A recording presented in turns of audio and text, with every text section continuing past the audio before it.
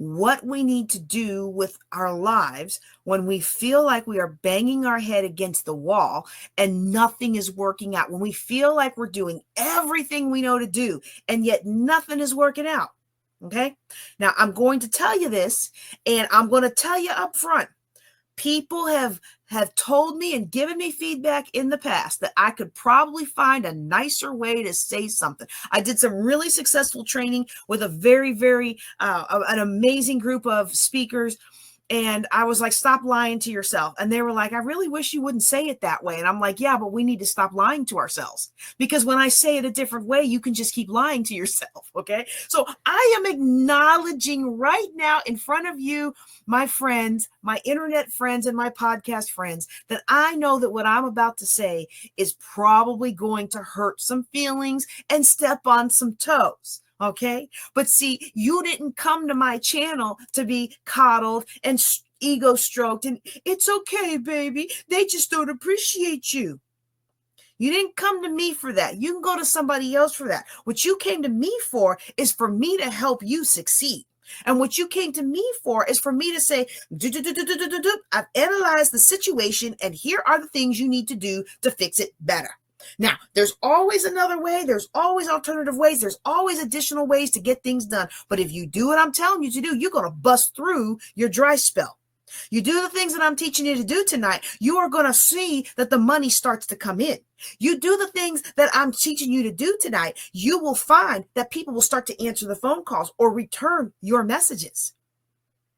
Because all of these things that go into building our business the way we want to, that it's actually not a result of this or this or this or this action. It's the sum total result of us doing energetically what we have to do. Okay, so when we are banging our head against the wall, we cannot figure out how to make something work.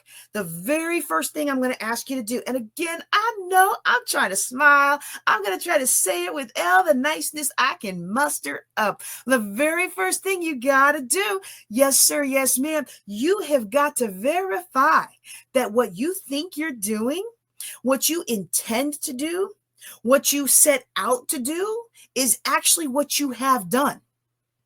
Now, this is not one of those things where I am pointing at you and not talking about me. I got one finger pointing at you. I got three more pointing back at me. I am the queen of thinking I sent an email and then I come home five hours later and that thing is still unsent. Or maybe I hit send, but I didn't verify that it sent. And then I come back home and Google's like, this file's too big. Tell us how they need to have access to it. And then I'm like, man, I thought I sent that before I left for the day and was gone all that time. And so my reality did not match my intention in that moment. See how I talked about me and not you?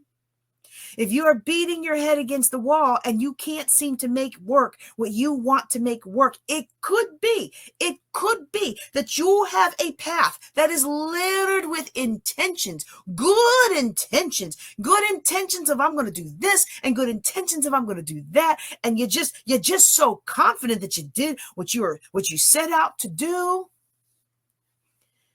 And if we look through your emails, and if we look through your phone logs, and if we look through the results, and if you like me, I lost all my tabs on my computer because it reset.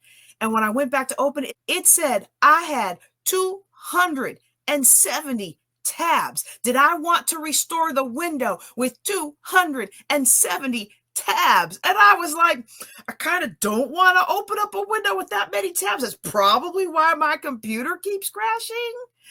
But each one of those tabs represents something that I told somebody I would take care of and something that I need to get done. And the next step for Juneteenth and the next step for the Women's Wealth Summit. And there's a new, y'all, I got a new summit coming online. I can't wait to tell you about it. But it's not coming online till I finish my doctorate. So I've got 2 new summits coming out. One you've already seen if you've been on my YouTube channel. But neither one of them is coming out. But we found the venues for the first one for this one, and we found a venue for the first one of that one, and I'm just so excited. Oh my goodness, y'all, it's gonna be so great. It's gonna be so great. But you know what's not great? What's not great is all the time that I spent getting excited about all this new stuff that's going on with that I haven't done with the old stuff that I'm supposed to be doing. Which is why I had 200 and something tabs on my browser. Okay. I am not teaching you anything that I don't struggle with at least once a year, because I am just that person. And tell me if you've ever had this experience. Somebody drop it in the chat or send me a PM if you don't want to admit it. Okay. I set out to do task A, and task A requires B, C, and D. And so I say, okay, let me go get B done. Done. Let me move on to C. Oh, wait a second. In order to accomplish C, I got to do X, Y, and Z. And then I got to email Q, R, and S. And then I've got to talk to T, U, V. And then by the time I get all around the world doing all that so I could get step B done, somebody calls me or the alarm goes off and it is time to go pick up my son. And then I go do that. And of course, I can't just pick him up because, he needs his mama time. I pick him up. We go to the park. We play at the park. I come home. He goes to practice. I sit back at my computer at about 5 o'clock. And guess what?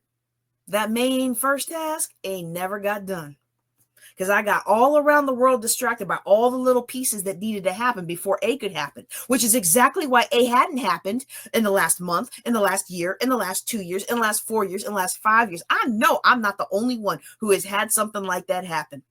And the bottom line is we think we're doing it, because in my mind, y'all, I don't know if it's because, look, this is my 50th year around the sun, and I already got a letter from AARP, and I was like, no, not yet, not yet. I was like, But maybe it's because I'm getting older. Maybe it's something with, just, I don't know, the frazzleness of being a mom. I don't know what it is, y'all. But something that used to be able to take me 2 seconds to just knock out, it takes like an hour now. And it's not just, oh, I got the email, send. It's, I got the email, let me check the calendar. Oh, I checked the calendar. Oh, I forgot I had to do that today. Let me, oh, I'll deal with that later.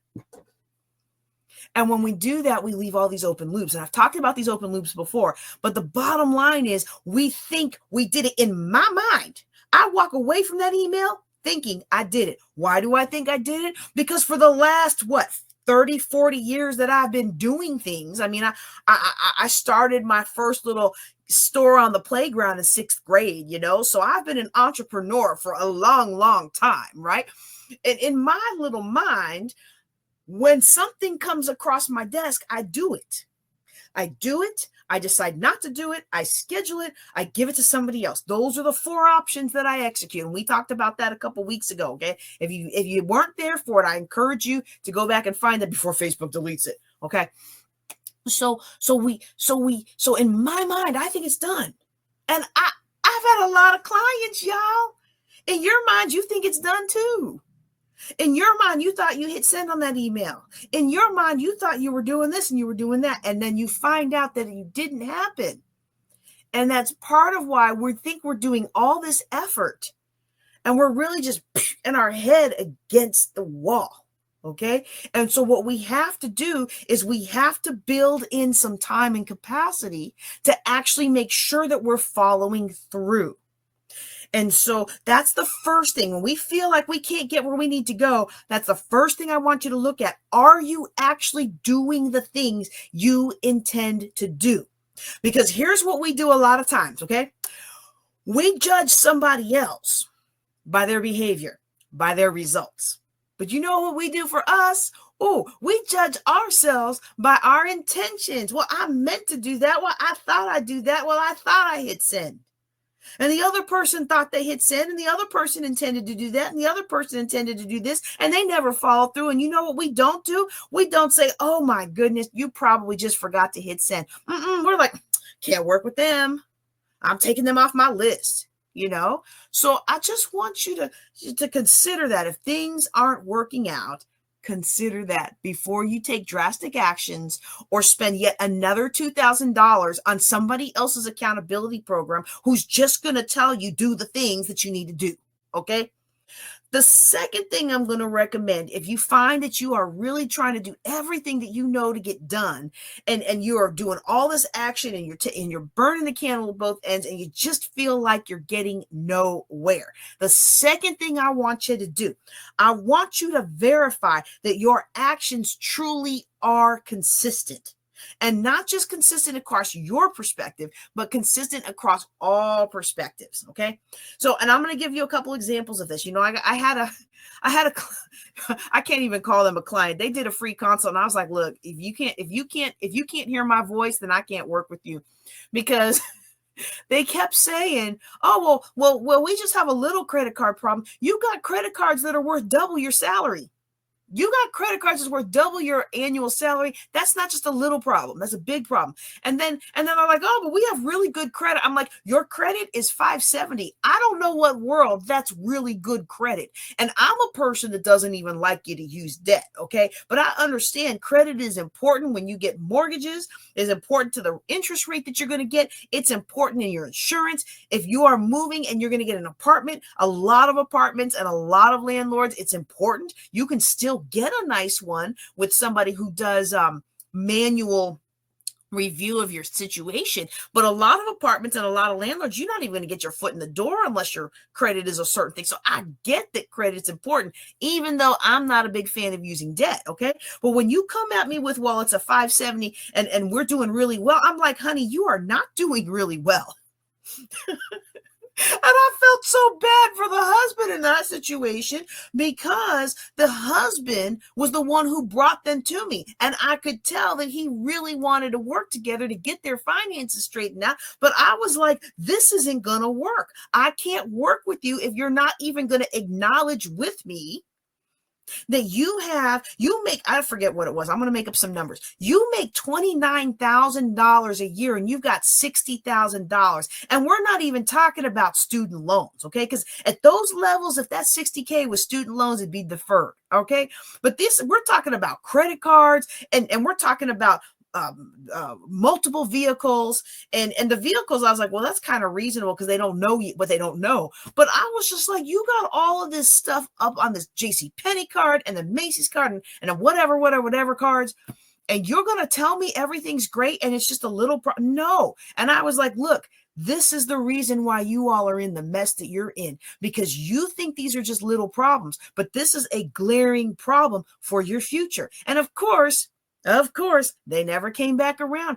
I hope they found somebody else that was nice and sweet and kind. And I hope they eventually got out of debt and got their life pulled out together, right? But that wasn't going to work for me. Because her actions were not consistent. She kept saying, well, I do this and I do this. And I'm like, well, the numbers say you do that. Well, I do this and I do this. Well, the numbers say you do that. Now, if she at any other point had said, oh, well, yeah, I guess you're right, I hadn't seen that before. Ding, ding, ding. Now I can work with you. When she was like, I'm doing fine. I'm doing fine. My dad was a financial planner. I know all about money. And I'm like, most financial planners look at, 22% interest that you're paying every month, and they call that a penalty. And they don't want their baby girls having that kind of debt. Anyway, so that's an example of somebody that's really not, they think their actions are consistent, but their actions weren't consistent, because every time that she would spend a month or two planning well, then she would spend like 3 or 4 just spending whatever. I'll give you an example from my life, and this is not financial, but it is in the sense of building something up. Okay. So I have my business and I have the ministry. Many of y'all will notice that for business, I dropped my daily thoughts and switched to a weekly affirmation. I found, aside from the month of travel where I thought I had it set up for April, where I thought I had it set up, but I didn't, to just go while I was gone. I just found that weekly was what I could consistently do until I can rehire a new assistant. Right. And so that's doing that. That's what I could do. I had to stop lying to myself that I was going to pull off this daily thoughts thing. Now, when I hire another assistant and I get him or her trained up, then we'll go back to the daily thoughts. But for now, we do what we can do. Okay. But my ministry that the Lord gave me, we used to do the daily scripture, and I would do the daily scripture as part of my son's go to school routine. So we'd get dressed and we'd eat and we would have a little bit of time because we try to keep him on the same wake up schedule that if I'm out of town, he has to wake up early to go to dad's office to ride the bus to school. But we don't want that to be a rare occurrence. So we just always wake him up at that time. And then if he and I have time to play before school, then he and I have time to play. Okay. So we stay consistent with his schedule. Well, what we were doing is we were doing that daily scripture as part of the morning routine. And whenever he didn't have school, we weren't doing it. And whenever we were out for a break, we weren't doing it. And I think it was one time after summer break, it was either summer break or it was Christmas break. It was a really long break. And we started it back up and someone's like, oh, it's so good to have you back. And in my mind, I'm like, well, we never left. Why are they saying that? But then they were like, well, you haven't posted one in a couple weeks. And in my mind, y'all, well, yeah, of course. I just posted one no, I posted one last school day. I hadn't posted one yesterday. I posted one last school day, last month, last year, if it was Christmas break, but I didn't publish one last week because we didn't have a morning routine. And so to me, my actions were consistent in one plane. My actions were consistent in the plane of morning routine. My actions were not consistent in the plane of outside third party looking at the ministry. And so a lot of times in our mind, we are consistent in the plane of our business that we see, but we are not being consistent in the plane of our business that others see. And John Maxwell has a very short quote that says, consistency compounds. And the more reliably you do the business activities that you need to do, the more that energy and that effort compounds to bring you the results that you want to have. So when we feel like we're beating our heads against the wall and we just can't seem to make anything happen and we're working so hard and nothing's working out, then I would encourage you to look into whether or not your actions really are consistent across all perspectives and all planes. All right. The third thing that I'm going to recommend we do in that kind of situation is to stop stressing about what we can't do and start focusing on doing the things that we can do. We got to stop stressing about the things that we can't do. And we've got to focus on doing the things we can do. So for example, if this circle, some of you have seen this example before, but I find that it's still a really good example. If this circle represents the things we can do. Okay. So if this circle, this big circle represents the things that we can do. Okay, this represents the things that we can do. A lot of times what we do is we focus on what someone else can do. And we might lament that, maybe we're not as good looking as they are. We probably are good looking enough to accomplish our goals, but they're amazing looking, right? We feel like we may not be as smarter as they are, we feel like we may not be as smart as they are, right? We may not have parents with connections, okay? Let's see, what else? If you want to drop it in the chat, you can if you're live. What else? What else do we sometimes look at somebody else and say, oh, they can do? Oh, well, they have a degree and we don't. I'm going to tell you right now, I have a couple degrees, but having degrees is not an indicator of entrepreneurial success. In fact, the research shows the higher level degrees, like the people with the PhD, they make way less money than the scrappy entrepreneur who knows how to energize themselves and work with people. Okay. So we might look at what somebody else can do. And we might be like, oh, well, I'm never going to get ahead. I'm nowhere near as good looking as she is. And I don't mean to minimize these concerns, okay? Because I better not give her name. When I was in I can't even say where it is, because as soon as I say where it is, everybody who is in that circle that I was in, they're going to know who I'm talking about. I was in a place with some people one time, and we went to an event. Oh, wow, this is such a vague story. We went to an event. Well, one of the ladies that came with us, I thought she was nice. I thought she was pretty. I didn't think anything of it, but then I've always been kind of a geeky, nerdy, physics geek kind of person. So I've never been a fashionista. I had no idea how gorgeous this woman was considered to be until the entire evening. Everything we did, whether it was from going out to dinner, whether it was going to get our tickets for the sporting event, whether it was at the sporting event, after the sporting event, trying to go to our cars, every 30 seconds, every 2 minutes, some man was coming up offering to buy her drinks, offering to buy her dinner, offering to buy her tickets, offering to do this and do it. And they were just falling over themselves to do this for her. And I looked to the person next to me and I was like, what is this? And she was like, oh, welcome to outings with so-and-so. This is just how it is. And I'm like, but what are they? What are they do? Because okay, there's a book series called What Southern Women Know. And one of them is What Southern Women Know About Flirting. And in there, the lady says, anyone who thinks that sex doesn't sell doesn't have enough sex appeal to sell or give away.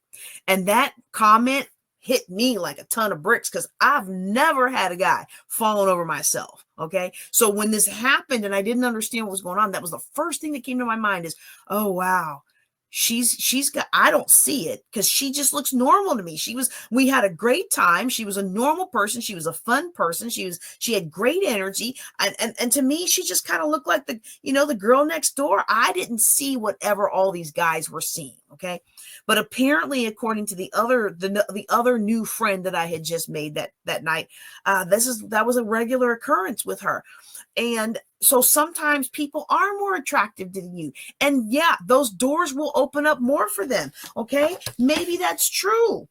Maybe some people are smarter than you. Now, like I said, when I started down this path, being super smart doesn't usually translate into having super wealth. Super wealthy people are very smart, but they're not just book smart, they're also people smart. And they know how to harness the power of the super smart experts who are super book smart, or who might be super lab smart, or who might be super detailed smart in this particular area. The wealthy person harnesses the power and the expertise of these people and applies it to the wealthy person's goals. Okay, so that doesn't mean you can't be wealthy if you're super smart, but it does mean that because so many people rely on the letters after their name to open up the doors of success, and they're not open to the experiences of others, that a lot of times super smart people miss out on the great wealth. But we're sitting around here feeling bad because we don't have all the letters after our name. Okay. We might be feeling bad because our parents don't have the connections somebody else's parents have. Somebody else's parents open all these doors for them, and you don't have parents that did that for you. Well, it just like the good-looking people have a little bit easier leg up in life, so do the people whose parents have connections. But guess what? At the end of the day, the parents can open the door. You still have to walk through. And guess what I have found out in my short lifetime?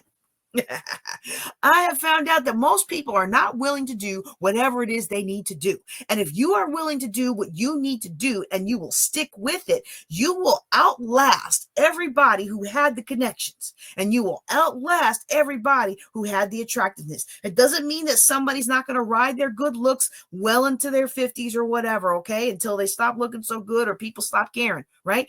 It doesn't mean that doesn't sometimes happen. But what happens more often is the person who got away in their 20s with everything handed to them because they look good, they start to get aged. They start to age a little bit. And in their 40s, they give up because, well, now the age doesn't work. It was never about the age. It was about how people felt around that person, and they weren't able to harness that energy as they aged. And so somebody like me and you, who's just kind of average looking, and we can make ourselves look kind of nice if we feel like it, we maintain our energy and learn how to build relationships, we can surpass the other person. Now, you notice I've spent all this time talking about the other person. I haven't spent any time talking about what we can do. You know why? Because most of us who are hitting our head against the wall, I'm doing all these things I can do, and nothing's working out. But look at her. She put one little video out there on TikTok, and now she's making $1 million. I know some of that's true, but most of that ain't true, y'all. Or if she's making $1 million, she's spending $790,000 to get there. Okay. So, these things can be advantages, and this person may have advantages, and this person may have skills that you don't have. But you know what else that person doesn't have? That person doesn't have the calling that you have. That person doesn't have the people that you were meant to reach. That person doesn't have the business that you were meant to do. See, you have your sphere of influence. I have my sphere of influence. But we're so busy looking at them that we don't do what we can do. And we honestly, if you stop and think about it, myself included, and I've been teaching this stuff for years, y'all, we do very little of what we can do. We do very little of what we can do. And we usually do all of the things that we feel are associated, or the things that are right in front of our face. But if the Lord reminds me, hey, you could do that, and I'm like, this is my comfort zone. That's my comfort zone. Let me write that on there, okay? If this is my comfort zone, yeah, it's got me bound. But you know what? It's like a dirty diaper. It's dirty, it's stinky, but it's warm and it's mine. And a lot of us are stuck in the stinky diapers of life because we refuse to learn how to potty train because it's outside of our comfort zone. But when we do take advantage of, when we do execute, when we do try to do the thing that's outside of our comfort zone, a curious thing happens in life. Let me make a little star up here, okay? If the star is the goal, okay? A curious thing happens in our life as we are moving from the goal. When we stop looking at how somebody else has these benefits in life that just put them closer to the goal. Some people just have benefits in life that put them naturally closer to the goal than you and I started out with, right? But when we stop focusing on them and we start focusing on us and what we can do, and when we're willing to break out of our comfort zone, when we're willing to break out of this comfort zone and go towards what we could do that we're not so comfortable with, now the next thing that happens in our life is we now expand the abilities of what we can do. And if we just keep expanding and expanding and expanding, and maybe we get off kilter a little bit, that's this one. We're expanding. Oh, we get distracted by this over here, and we chase after that for a little while, but we get back on track. And then the next thing you know, you will have reached your goal. Their life and their path has nothing to do with your success. Now, they might help you on your success. If they're mean girls or mean guys, they might hinder you on your success. You may have to learn how to work with them or work away from them. I don't know about all that. But what I'm saying is these people's benefits that they have in life has nothing to do with you getting outside your comfort zone and taking those next steps. And so when we talk about our 7-figure business building, as we continue to have these lessons throughout the year, I want to encourage you right now, try something you've never tried before. And if you have tried something before, but you haven't tried it the way I'm teaching you, which again is just a way, it's not necessarily the way, it's a way that works for me, and I believe it will work for you. But the only way to know if it will work for you is to try it that way, right? Virtual summits can be something that's outside of your comfort zone. But one of the reasons I recommend it to entry-level entrepreneurs is because you can put on a virtual summit without spending any money. Even in 2025, you can submit, you can create a virtual summit without spending any money, and you can test the concept and see if you can make money. Or if your goal isn't money, you can see if you can expand your influence. If your goal isn't influence, you can see if you can expand your credibility. Like, there's so many different things that you can do with a virtual summit, and that's what we're going to talk about tonight. Okay. And so if you're listening to me as part of the Ladies of Wealth podcast, I want to encourage you to be on Thursdays nights, or I want to, both. I'd like to encourage you to be with us live on Thursday nights, but I'd also encourage you to listen to the next podcast, because the next podcast is going to be how to actually make your first $1,000 with virtual summits.